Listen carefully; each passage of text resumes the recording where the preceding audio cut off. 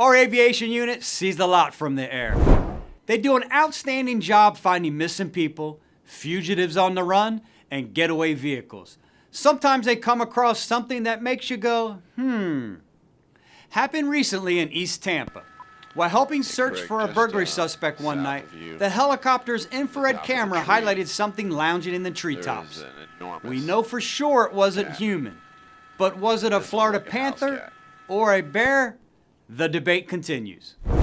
Remember, you can always keep up with HCSO on Twitter, YouTube, Facebook, and our website.